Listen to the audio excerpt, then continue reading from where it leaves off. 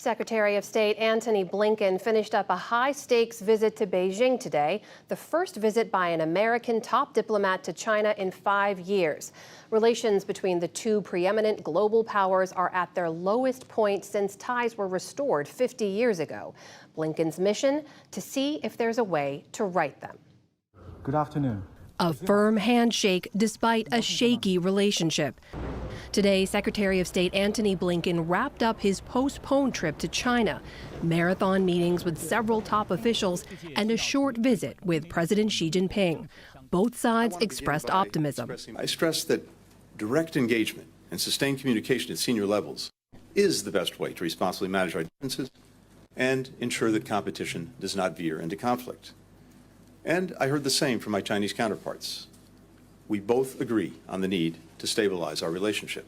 The two sides have agreed to follow through with the common understandings President Biden and I had reached in Bali.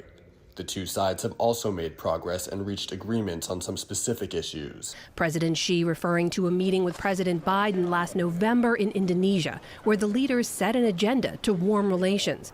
But the winter brought frosty relations. In February, the U.S. shot down a Chinese spy balloon over its airspace, the reason for this trip's postponement. Blinken and Xi did not publicly address the Führer this weekend. Several other issues went unresolved, most notably resuming military-to-military contacts, which Secretary Blinken confirmed China is not yet ready to do. It's a work in progress. But in an interview with CBS News, he emphasized its continued urgency. We want to, at the very least, make sure that we don't inadvertently have a conflict because of miscommunication. A potential point of conflict: Taiwan. China has ratcheted up its military activity around the island that it claims as a breakaway province, while the U.S. has upheld a policy of strategic ambiguity, committing to a one-China policy while also selling arms to the island. On several occasions during his term, Biden has also said the U.S. would defend Taiwan from Chinese attack. Also unsettled, the two nations battle for military and economic influence in the Indo-Pacific region. In 2021, the U.S. announced a security pact with Australia and the United Kingdom that would supply Australia with nuclear-powered submarines. It garnered a strong rebuke from China.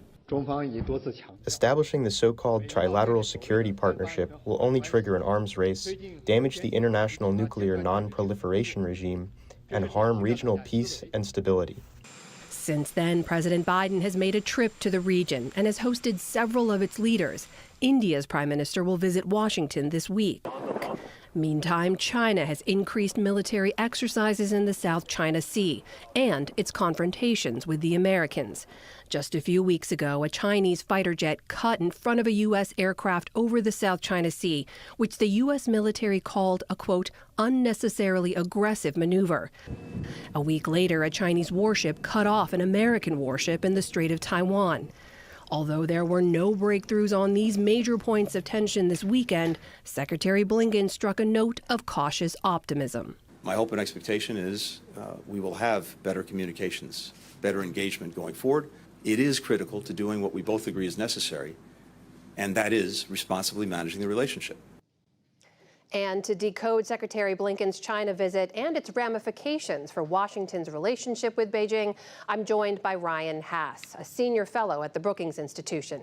He was the director for China, Taiwan, and Mongolia at the National Security Council in the Obama administration. Also with us is Miles Yu, a senior fellow and director of the China program at the Hudson Institute.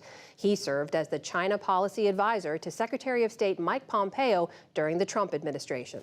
And welcome to you both. Thanks for being here. Thank you for having me. So Ryan, this was reportedly a relatively short meeting, about 30 or 35 minutes, right? What does it say to you that the meeting happened at all between President Xi and Secretary Blinken?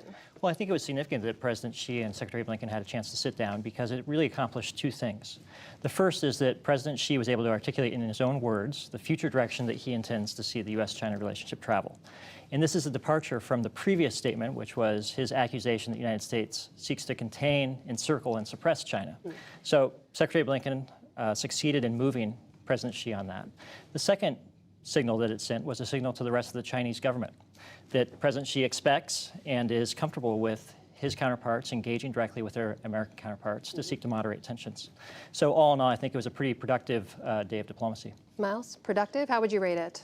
I think, I give you a C+, A-. I mean, the third signal that Ryan has not mentioned is that this is also very good optics for the Chinese, because Xi Jinping sits at the head table. He talks like an emperor, talking down, showing his contempt for the American overall approach. But I think, this is in sharp contrast in 2018.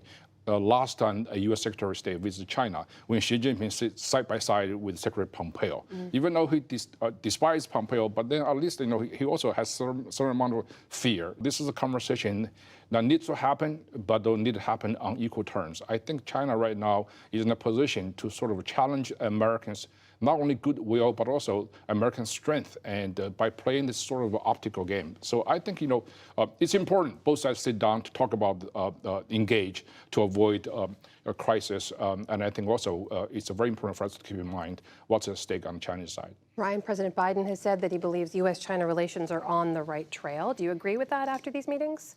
Well, I think that the past 2 days put us on a better pathway than we were on a week ago at this time. The reality is that it's important for the United States and China to have the capacity to communicate directly with each other. It's important to shrink space for miscalculation. It's important to explore whether there's mutual intent to try to moderate the relationship. And so we're doing these things because they're in America's interest to do. And on the issue of seating charts, we can quibble over what the proper protocol is for a seating chart. The reality is that the United States is abundantly stronger than China in pretty much every material category that you could use to evaluate. And so I think that from questions of military power, diplomatic partners around the world, alliances, the world reserve currency of the United States dollar, America's innovation ecosystem, we're very comfortable and confident in our capacity to engage China from a position of confidence. The failure, though, you mentioned the military capabilities, the failure to reestablish those military-to-military communications, that's a bit of a failure for the U.S., right? That was important in terms of bringing down the risk of miscalculation. Well, let's take this as a first step, Amna. Yeah. Secretary Blinken doesn't speak on behalf of the American military, and his Chinese counterparts don't speak on behalf of the Chinese military. And it's important that we get to a point where our militaries are able to reestablish connectivity with each other. But Secretary Blinken's trip was a first step, and ultimately, questions of war and peace will be decided at the leadership level, not between both militaries. And the fact that we were able to reestablish connectivity with China's top leader, I think, is an important step.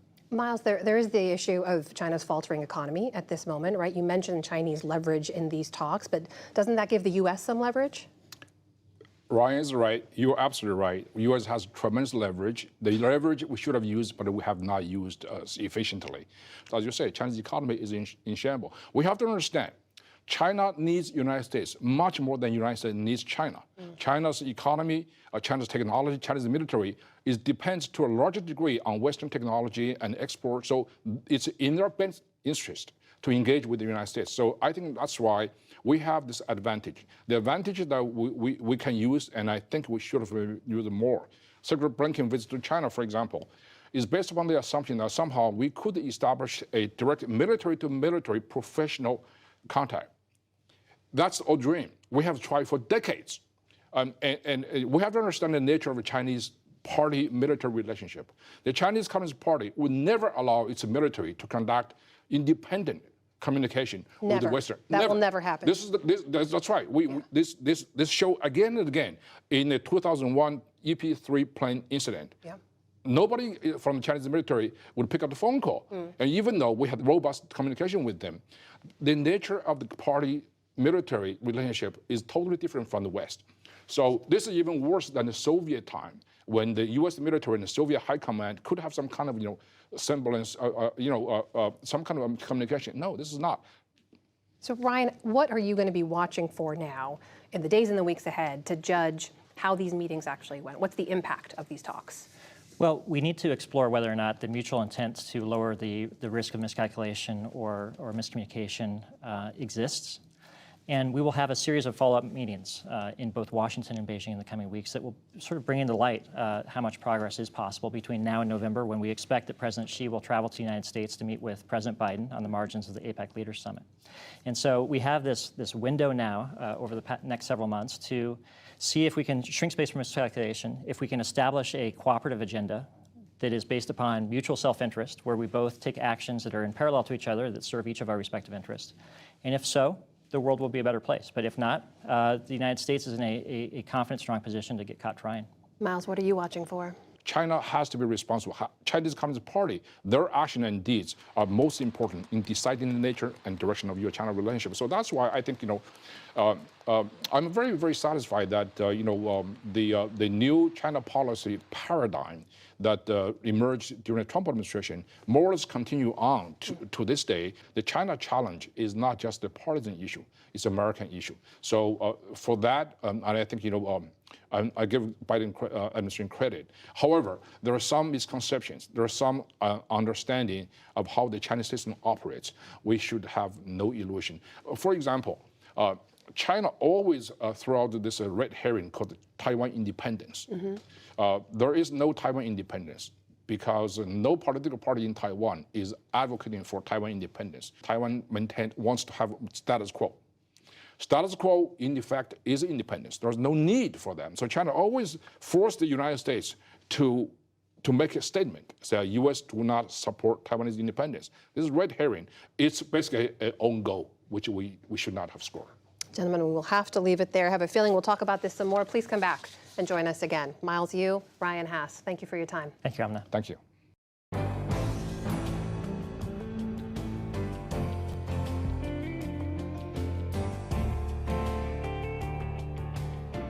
The U.S. Department